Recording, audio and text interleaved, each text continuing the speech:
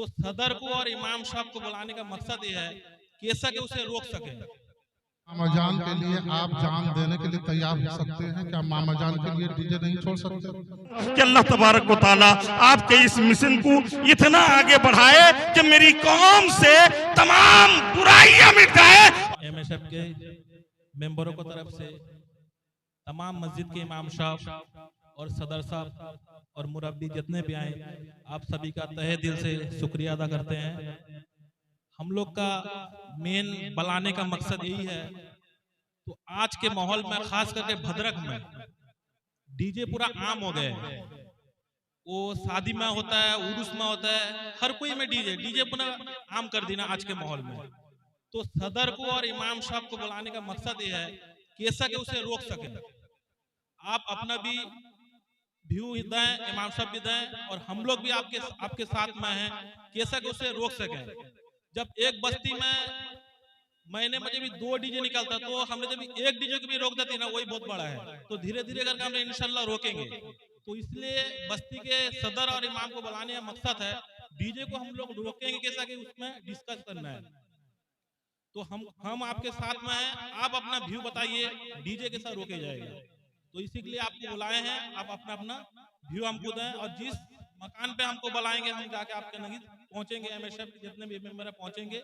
DJ main मकसद है DJ को रोकना, तो इसलिए आपको बुलाए हैं, आप अपना व्यू दें।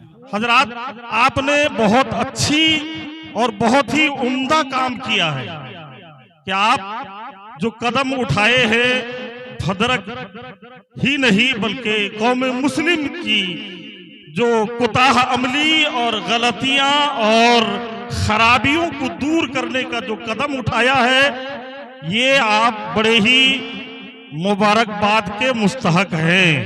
मैं आपका तहे दिल से इस बात पर शुक्रिया अदा करता हूं कि आपने बहुत अच्छा काम किया है।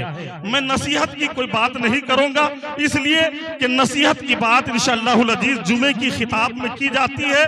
और फिर वक्त में अपना ये मानना कह रहा हूं कि मैं 6 साल से मस्जिद में जब भी ईद मिलादुन नबी सल्लल्लाहु ताला अलैहि वसल्लम और योमे विलादत इमाम हुसैन यानी मुहर्रम शरीफ का महीना, और जैसे भी जो मुअतबर दिन आते हैं, त्यौहार के दिन आते हैं, जब जो खराबियां हमें नजर आती है, हम उसकी मुखालिफत में जुमे में बयान करते हैं कि नहीं? आप हजरात सुन रहे होंगे इंशाअल्लाहुल अजीज।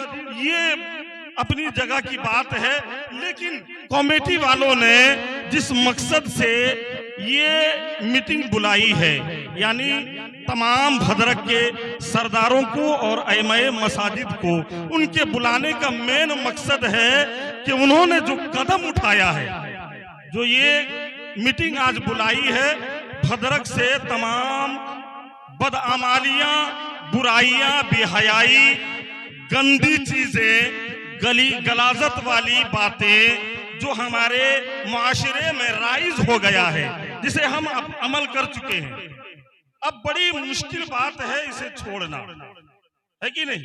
इसलिए कि हमारा ये हालात बन गया है कि हम हर वक्त डीजे, नाच, गाने, बाजे, ताशे पर मशगूल रहते हैं।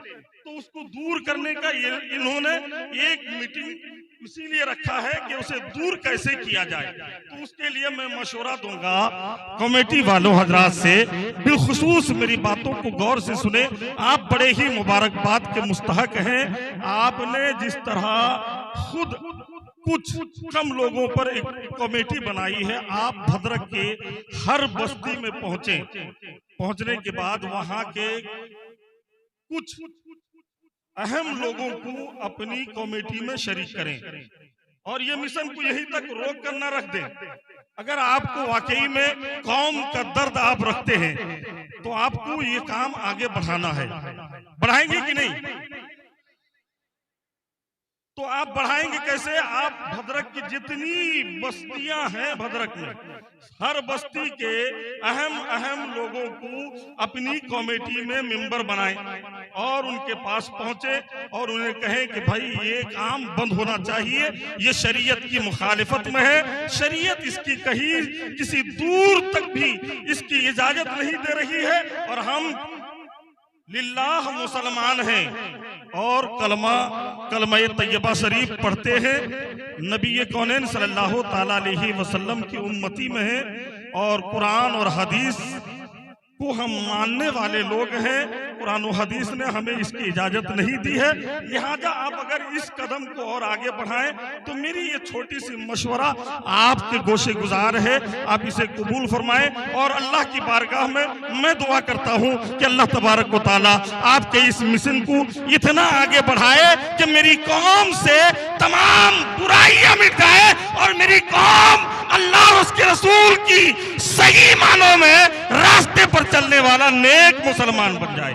आमीन बजाहे सय्यदुल मुरसलीन व आखिरु दावाना अल्हम्दुलिल्लाहि रब्बिल आलमीन। होना चाहिए कि हम मामा जान पर वक्त पर जान देने के लिए तैयार हो जाते हैं उनकी मोहब्बत में। तो वही सोचना चाहिए कि जब मामा जान डिसिप्लिन चाहते हैं, संजीदगी चाहते हैं, तो फिर हम क्यों यानी डीजे बजाएं, हंगामा आराई करें, लोगों को परेशान करें। हम तो मामा जान के चाहने वाले हैं। जब मामा जान के लिए आप जान देने के लिए तैयार हो सकते हैं, क्या मामा जान के लिए डीजे नहीं छोड़ सकते? मामा जान की रजा के लिए आप लोग डीजे नहीं छोड़ सकते? बहुत ही अफसोस की बात है कि मामा जान चाहते यही थे कि तहारत रहे। मेरा चाहने वाला, मेरा मानने वाला, मेरा मुरीद और खास करके भद्रक वाले कि हमेशा पाकीज़गी को पसंद करते थे। खुद साफ यानी खुद साफ रहते थे, पाक रहते थे, जिस जगह पर रहते थे पाक रहते थे। मगर हम उन्हीं के चाहने वाले हैं।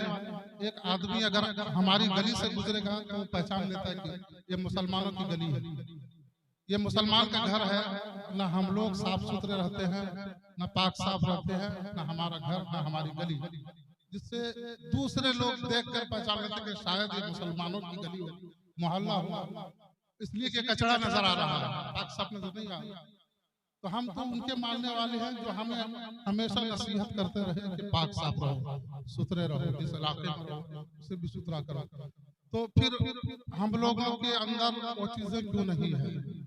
हमको चाहिए कि हम मामा जान के मानने वाले हैं और वो तो यही चाहते थे कि मेरा बच्चा अदना से आला हो जाए और कतरा से दरिया हो जाए। और इल्म पर भी बहुत जोर दिए मामा जान, ताकि तुम इल्म पढ़ो, डॉक्टर हो जाओ। ये रिक्शा नहीं, बल्कि यही उनकी ख्वाब थी कि यानी एजुकेशन पर आप ज्यादा जोर देते थे कि मेरा बच्चा वक्त का डॉक्टर हो जाए, कलेक्टर हो जाए, एसपी हो जाए, डीएसपी हो जाए। यही तो वो चाहते थे। अगर हम उनके फरमान पर अमल कर ले, हम मामा जान के फरमान पर अमल कर ले, काश फिर ये भद्रक में देखने वाला जरूर कहेगा कि ये कल ये रिक्शा चलाता था, आज इसको देखो कितना अदना से आला हो गया। इसका बेटा, अगर आपसे नहीं हो सकता आपके बेटे को तो कर सकते हैं ना। तो देखने वाला जरूर कहेगा कि ये बच्चा डॉक्टर हो गया, इंजीनियर हो गया, यानी ये अदना से आला हो गया, आफ्ताब था, यानी अपने वक्त का आफ्ताब हो गया, इल्म अदब का ताजवर बन गया है। सिर्फ हमको चाहिए कि हम खुद अपने गरीबां पर झांके कि हम अगर मामा जान के चाहने वाले हैं, मामा जान के अगर फरमान पर अमल कर ले तो देखने वाला जरूर कहेगा कि मामा जान, और कहने वाला कहेगा कि मामा जान के फरमान पर अमल कर लिए हैं ये लोग, आज कमर बस्ता हो गए, इसलिए आज ये अदना से आला हो गए, इल्म के ताजवर हो गए हैं।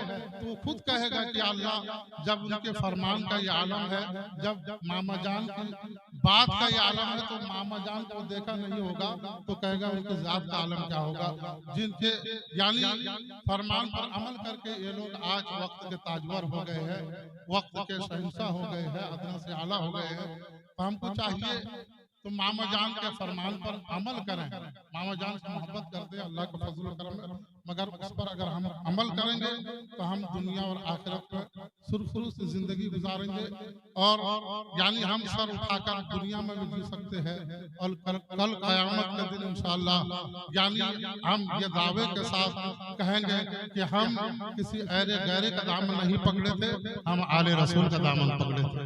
हम दुनिया में भी कामयाब होंगे इंशाअल्लाह और आखिरत में भी हमें कामयाबी मिलेगी। शर्त यही है कि सिर्फ मोहब्बत कर लेना, बल्कि उनके बात पर अमल करना होगा। अगर कामयाबी चाहते हैं, हम मोहब्बत करते हैं ठीक है, लेकिन उनके बात पर, उनके फरमान पर अगर हम अमल करेंगे इंशाअल्लाह हमारी दुनिया और आखिरत सुधर जाएगी। मालेना जश्न यौम औलादत मामा जान के इस स्टेज से सबसे पहले भद्रक के MSF ग्रुप को और तमाम हाजराने मजलिस को मैं बधाई देता हूँ जश्न यौम मामा जान के मौके पर। मैं एकदम मुद्दे पर आता हूँ। देखिए, अगर आपको जिंदा रहना है, आपके नाम को जिंदा रखना है, आपके कौम को जिंदा रखना है, तो सबसे पहले आप ऐसा काम करेंगे, आपके जाने के बाद भी आपका नाम रहेगा और कौम का नाम रहेगा। मैं मिसाल के तौर पर,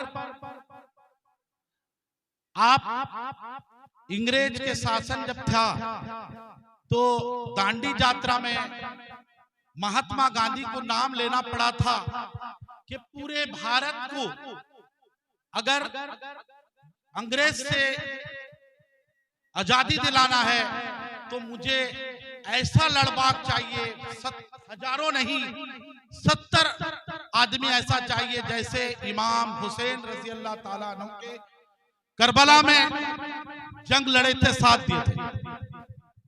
तो मैं आज ये बात किसी को छुपा नहीं है।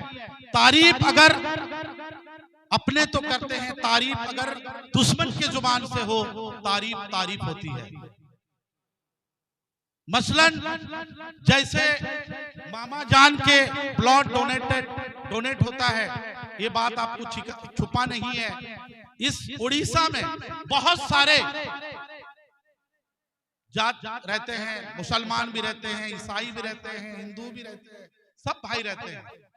मगर ब्लड डोनेट की बात जब आती है तो आपको मामा जान के ब्लड डोनेटेंट का नाम लेना होगा पूरे उड़ीसा में। और मैं आज 3 दिन के पहले की बात कह रहा हूं। एक बहुत ही गरीब लड़का, जिसको छोटा लड़का थैलेसीमिया हो गया था, वो महीने में 3 ब्लड चाहिए, और इसमें बहुत सारे हिंदू ऑर्गेनाइजेशन भी काम करता है। वो उसको बोलता, मुझे फकर लगा कि मैं रही जाए 24-25 तारीख रे यही लफ्ज बोला था, 24-25 तारीख रे मामा जान को जन्मदिन रे बहुत ब्लड आसब, टेंशन नहीं हो, तो मैं ब्लड नहीं 2-3 दिन छाड़ी के आस। मैं बोला ना आपको, तारीफ अगर दुश्मन की जुबान से हो, तारीफ अगर गैर की जुबान से हो, तारीफ होता है। ये बात हमको मानना पड़ेगा कि मामा जान के जो नक्शे कदम पे ब्लड दे गया, ये भद्रक का आन बान शान। मैं खाली इस स्टेज पे भद्रक वालों को नहीं कह रहा हूँ, बालेश्वर वालों को भी कह रहा हूँ, सोरो वाले को भी कह रहा हूँ, सब बधाई है, बधाई के काबिल है कटक वाले जो ब्लड देते हैं। और दूसरी बात, और एक मेरे भैया बड़े भाई कह कर गए कि देखिए, जैसे आली मकाम का जब मुहर्रम के जमाने में सब बैंड लगाते थे, पान को लेकर ढोल बजाते थे, मतलब यजीदी मुहर्रम मनाते थे। मामा जान के जुबान से ये बात कोई छुपा नहीं है, जब वो यजीदी मुहर्रम से हुसैनी मुहर्रम को ले आए, सबसे पहले मैं तारीफ कहूंगा। मामा जान के बाद काजी मोहल्ला वाले बात किए थे, शायद अल्लाह माफ फरमाए, मेरे अक्ल में यही है, उन्हें काफिला निकाले थे। जब काफिला निकाले तो भद्रक में सब हंसे थे, बोले कि काफिला निकाले। आज वो अच्छाई किए थे, पूरे भद्रक काफिला में तब्दील हो गया, हुसैनी मुहर्रम मनाने लगे। ये सिर्फ फैजान मामा जान की। तो मैं आज इसी स्टेज से मैं ये आपको प्रोग्राम देना चाहता हूं कि अगर आप, मेरी एक छोटी राय है, ये मेरी राय नहीं है, कि अगर इसी स्टेज से कहना चाहता हूं, अगर हमारा डीजे, किसी को छुपा नहीं, हमारा मुआशरा का बहुत ही खतरे की तरफ लेके जा रहा है। हमारी औरतों को, हमारी माँ बहनों को फैसा बना दिया, और हमारे बच्चे भी गलत रास्ते पे जा रहे हैं। अगर इसको बंद करना चाहते हो, यहाँ पर तमाम जितने भी आए हैं, ये मैं आंख मूंद के बंद करूंगा, बंद के कहूंगा कि ये डीजे के मुखालिफ हैं, तभी आए हैं। आज मैं एमएसएफ के जानिब से कहना चाहूंगा, और एक ये लोग इसके बाद जो असल दावतनामा के हकदार हैं, डीजे बंद कराने वाले, जिन विचारों का नाम जो योमे वलादत, जश्न योमे वलादत के मौके पर डीजे में लाइसेंस लाए थे, उन हजरात को क्या करना है, उनको हम ये नहीं कहना कि उसको इंसल्ट करना नहीं, मेरे कभी भी इस आवाज नहीं है। हमारे बस्ती को, अपने गांव के जो सदर आए हैं, उन बस्ती के अपना ऐप अपने घर में रहेगा। जिस बस्ती में जिस बच्चा डीजे का लाइसेंस लाया है, उसी डीजे वाले को, उसी कमेटी वाले को बुलाया जाए कि देखो तुम्हारे वजह से ये हमारे डीजे जो भद्रक में माशाल्लाह कमोबेश अस्तगफुरुल्लाह नाउज़ुबिल्लाह 70 या 75 डीजे है, इसमें आपका जो एक बलिदान डीजे है आपके लिए है। और आप जितना भी फैसला कराए, हुजूर मोहम्मद सल्लल्लाहु अलैहि वसल्लम के योम वलादत में जितना भी गुनाह लिए हैं, आपके वजह से, आपके कमेटी की वजह से हुआ है। ऐसा अगर हमारे सदर साहब, मेरा यही राय अगर करते हैं, तो इसी मामा जान के एमएसएफ के स्टेज से मैं कहूंगा, इंशाल्लाह वो दिन दूर नहीं होगा, वो दिन भी खत्म हो जाएगा। ये इंशाल्लाह ये हमारी कोशिश रहेगी, कोशिश करने वाले की कभी हार नहीं होती। रहता हूँ। अस्सलाम वालेकुम।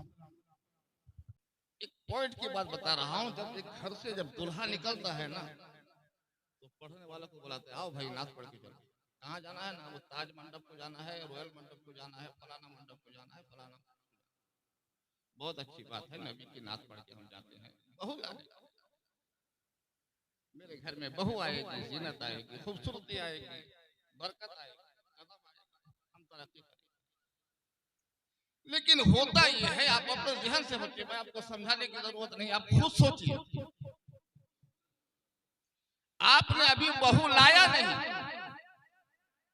लड़की तेरे घर में आई नहीं, तो नाच पढ़ के चला गया मंडप में निकाल। जब निकाह हो गई, शादी हो गया, कलमा पढ़ लिया, खतबा पढ़ लिया, सब सुन लिया, अब बहू को लेकर चले। अब यार कल और ना तो मन को बस कुछ नहीं, अब लेकर गया सीधा नाचते नाचते, ना जाने कितना शराब नोशी हुई, ना जाने कितना बुराई हुई रास्ते में, वो तो छोड़िए। बताइए, जिस बहू को कलमे के बाद आप बहू को घर लेके जा रहे हैं, तो इस्लाम का दस्तूर है ना, बीबी ये उसका साया है, वो उसका साया है। खुदा ना खास्ता अगर उसी रात को उसके पेट पे औलाद रह गया, तो पता नहीं तुम क्या करोगे, वो बच्चा कैसा होगा, नस्ल उसका अच्छा होगा या बुरा होगा। पहले ये बताओ कि अगर उसका नस्ल क्या होगा, तो आप बच्चे का कसूर क्यों देते हो? पहले तो तेरी जड़ ही मजबूत नहीं है। पहले अपने मुरब्बी को समझाओ कि अपने बच्चों को किस तरह की तालीम और तरबियत दिया है, किस तरह के संस्कृत पढ़ाया है, किस तरह के उसको अदब और एहतराम सिखाया है। बस एक छोटी सी बात है कि हजरत में खत्म करता हूं, तकरीर करने का शौक नहीं है मेरे को, बस एक छोटी की बात। आज जो ये बोर्ड लगाया ना, बहुत ही अच्छा किया है। चलो इसकी सोच अल्लाह इनको और आगे तरक्की कराए। लेकिन एक बात सुनिए, आज समाज में कोई अच्छे का साथ देने के तैयार नहीं है। कोई अच्छा काम कीजिए ना, उसका साथ देने को कोई तैयार नहीं है। आप यहाँ पर तकरीर करवाइए, नात शरीफ पढ़वाइए, मुशायरा करवाइए, चाहे यौम वलादत किसी की भी मनाइए। देखिए ना, इन लोग बस्ती बस्ती हो गए, सबके कान में आवाज गई हो कि आज बुला देते मामा जान, चलो कम से कम थोड़ी देर बैठ के हम सुन ले। चंद लोग यहाँ पर मौजूद है, सिर्फ मस्जिद के इमाम भीड़ लगी और कुछ आप अच्छे काम के लिए कोई साथ देना तैयार नहीं है। बस एक मुख्तसर अगर आप वक्त देंगे, सिर्फ 5 मिनट से भी कम लगेगा, मुख्तसर, इसको आप अपने ध्यान में रखिए, कदम को आगे बढ़ाइए। एक बड़े बाप का बेटा था, काफी दौलत थी, नौकरी भी थी, रिटायर हो गया, बहुत सारा माल और दौलत। तो देखा क्या, कुछ दोस्तों को आपस में इकट्ठा कर, क्या करना है? बोले चलो थोड़ा सा सैर तफरीह कर ले, थोड़ा इंडिया घूम ले। और इंडिया में आप लोग अच्छी तरह जानते हैं सबसे अच्छी जगह है बम्बई, घूमने की जगह, शहर देखने की। तो इन्होंने क्या किया कि 40 नौजवान को ठीक कर दिया। अब जब 40 नौजवान को ठीक कर लिया, चला गया। अब वहां तो किसी की ससुराल नहीं है कि जाके धम से बैठ जाए। किसी की तो अपनी बात की जागीर नहीं है कि वहां जाकर ठहर जाए, अपना रूम नहीं ठहर जाए, तो कहीं पर दिन भर घुमा फिरा, कहीं पर लॉज खोज लेके तो रहना पड़ेगा। तो दिन भर घुमा फिरा सब कुछ के रात हो गई, तो कहा चलो कहीं पर किराए दे के रह जाते। अब देखा कि एक लॉज में जो है वहां पर लेने के लिए बुक किया, तो देखा ऊपर देख के 40 ताला, ये 40 आदमी है ना, वो भी 40 ताला। बड़ा मुश्किल है। मैनेजर साहब से बातचीत किया, भाई हमको एक रूम चाहिए, 2 रूम चाहिए। कहा मिल जाए, मगर 39 तक खाली नहीं। बोले फिर? बोले 40 में जाना पड़ेगा। रात हो गई है, करता ना करता मरता, तो उसको बुक करना ही पड़ेगा। पैसा दिया, रजिस्टर में नाम लिखाया, बुक कर लिया। अब 40 तक क्या कम हुआ भी, तो मैनेजर साहब से कहा कि भाई एक काम कीजिए, थोड़ा लिफ्ट की चाबी दे दिया, हम चले जाएंगे। लिफ्ट हमारा खराब, लिफ्ट खराब है। कहा चलो अब करें, क्या करेंगे? तो उसमें एक सरदार था, जिसे सब लोग मानते हैं। कहा एक काम करते हैं, हम लोग 40 आदमी हैं, ये 40 ताला, एक के बाद एक, एक के बाद एक, एक के बाद एक, एक चुटकुला कैसे चढ़ जाएंगे पता नहीं चलेगा। ठीक है भाई, इत्तेफाक से चला, लेकिन बीच में से उसमें एक हकला था। तो वो हकलाते कुछ बोले कि भाई हम 40 ताला चढ़ेंगे, क्या चढ़ेंगे, कैसे चढ़ेंगे, तो हम कुछ कहना चाहते हैं। तो जब वो सरदार उसे डांट कर बैठा दिया।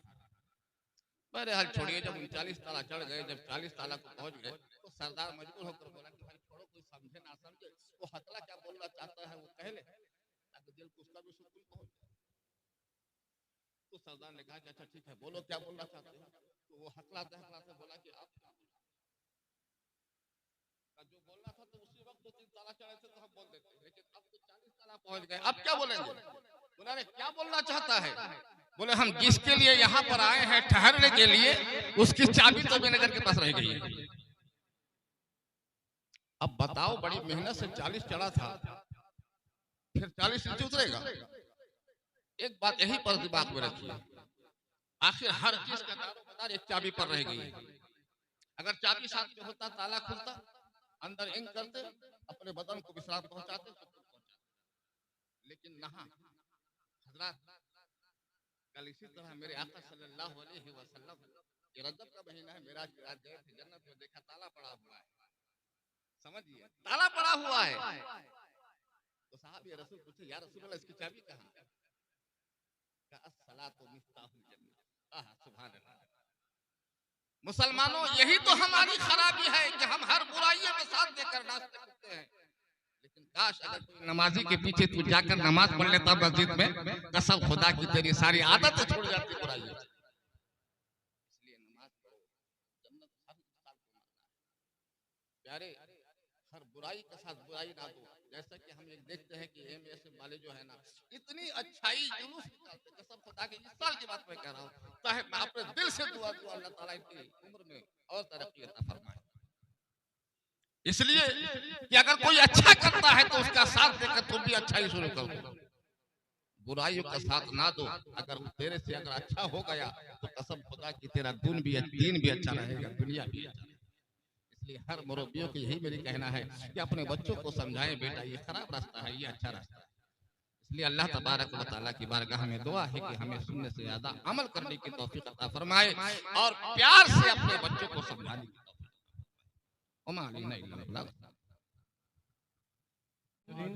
मस्जिदों के इमाम साहब, मोहल्लों के सरदार साहब, दीगर भाइयों,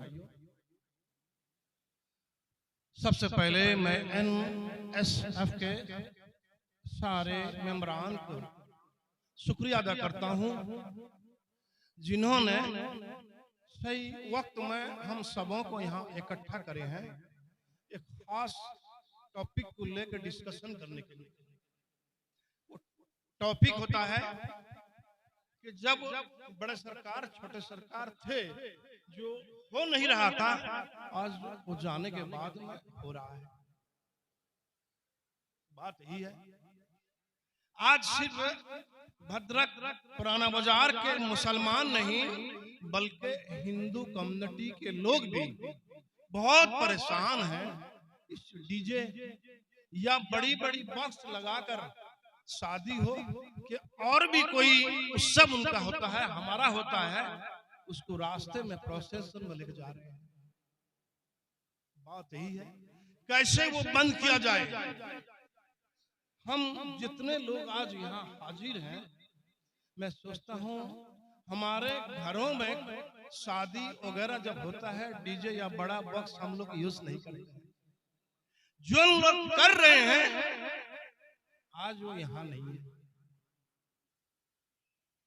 मैं देख रहा हूँ मस्जिद के इमाम साहब का मैं बहुत बहुत शुक्रिया अदा करता हूँ कि उन्होंने बेहद कोशिश करते हैं ये डीजे गलत तरीका बंद करने के लिए।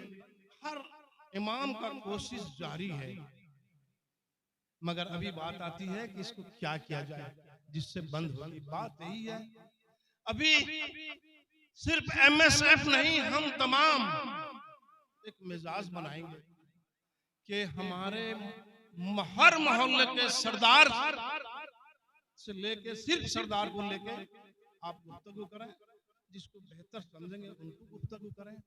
कि सरदार जब शादी का पैगाम पाता है किसी लड़का या लड़की का, वो अपने बस्ती में ऐलान करे कि अगर आप डीजे लेके प्रोसेसन करेंगे या बड़ी बड़ी बस लेके प्रोसेसन करेंगे, हम आपका साथ नहीं देंगे, हम आपका साथ नहीं देंगे। बात वहीं से शुरू होगी।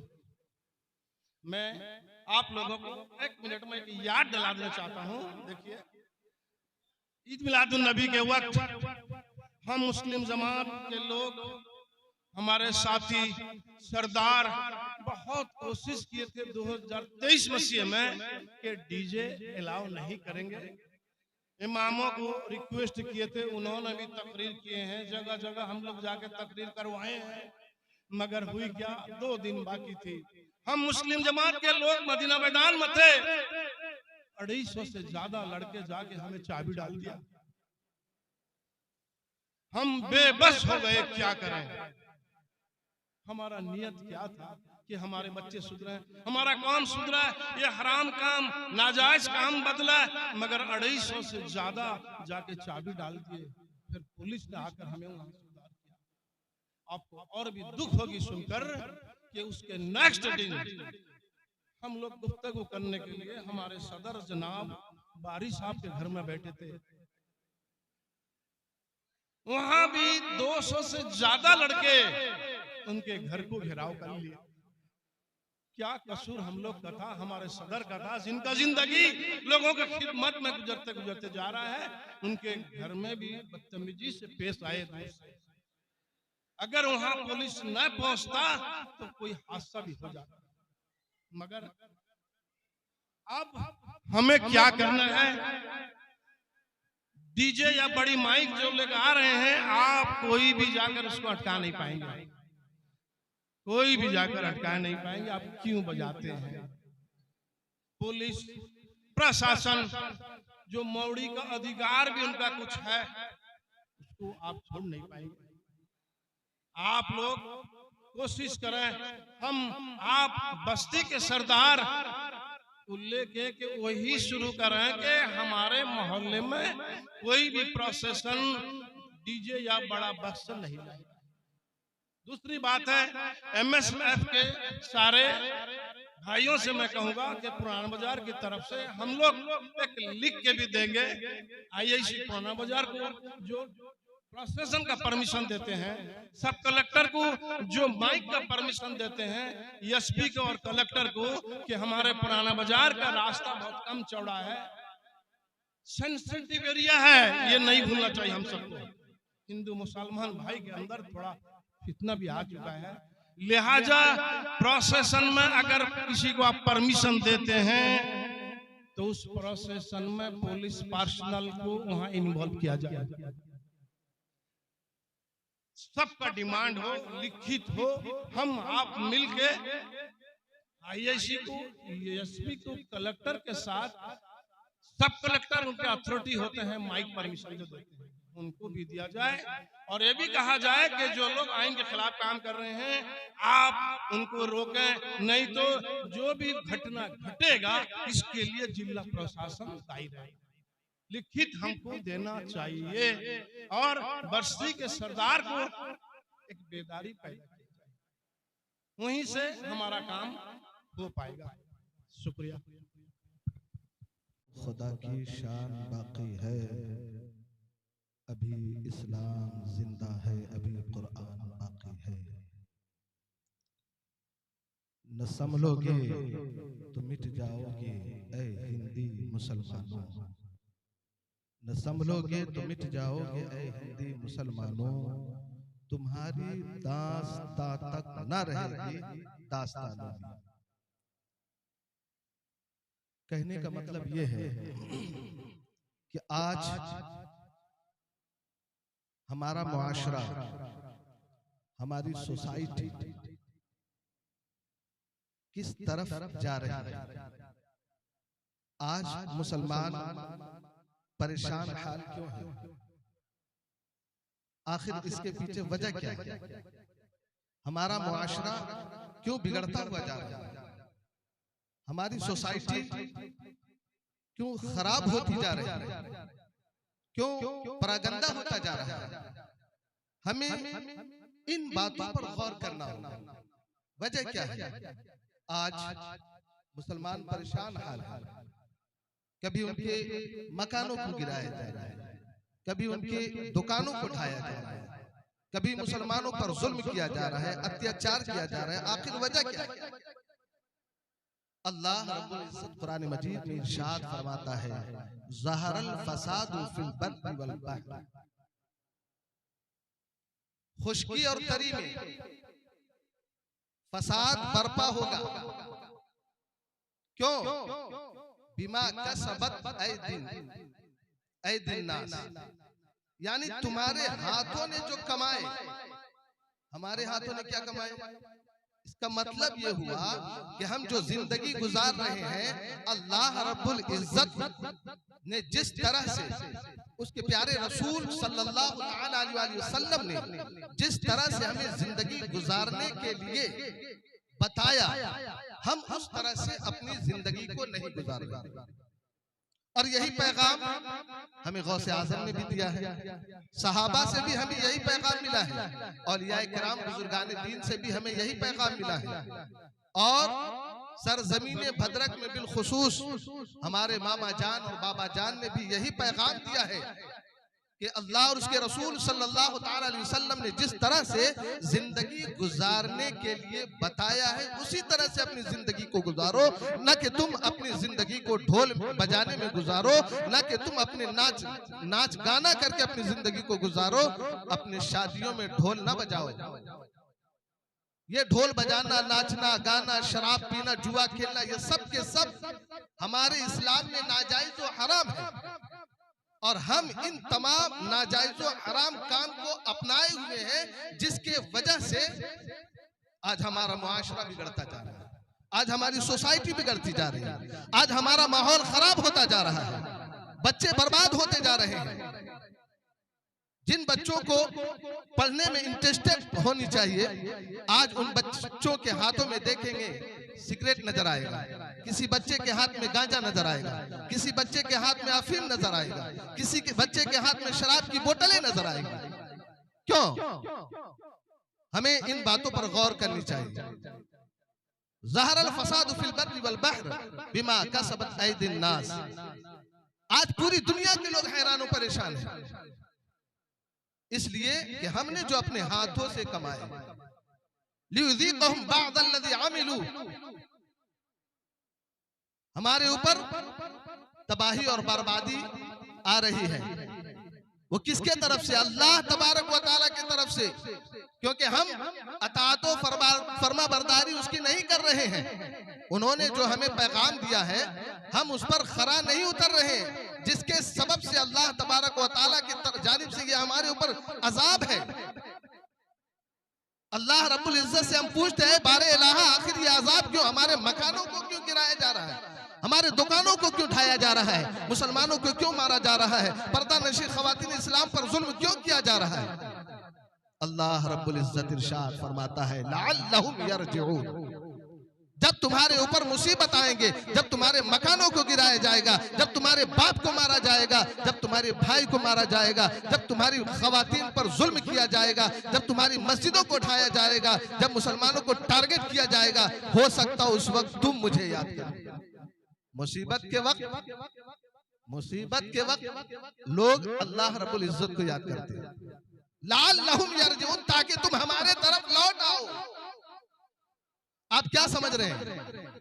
आप इसी तरह से अपनी जिंदगी को गुजारते रहेंगे रातों रात। आज हमारे नौजवान अपनी जिंदगी यूट्यूब, व्हाट्सएप, फेसबुक पर गुजार रहे हैं। यूट्यूब, फेसबुक, व्हाट्सएप पर खोज रहे नई नई चीजें। कोई सरमाया ऐसा मिल जाए जैसे कि मैं रातों रात बड़ा आदमी हो जाऊं, अमीर बन जाऊं, कबीर बन जाऊं। असल जिंदगी क्या है उन्हें मालूम नहीं, अपनी जिंदगी को गली और कूचों में बर्बाद करते हुए नजर आ रहे हैं। मेरा कहना यह है कि जितना वक्त हम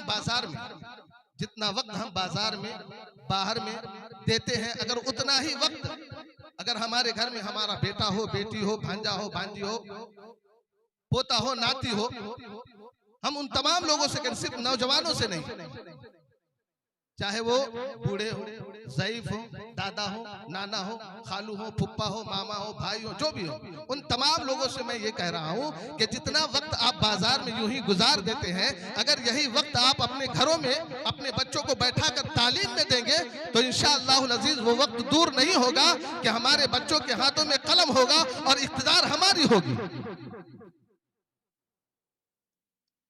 हमें कुर्सी की नहीं जरूरत, तो अल्लाह रब्बुल इज्जत दूसरे को कुर्सी पर बैठाएगा।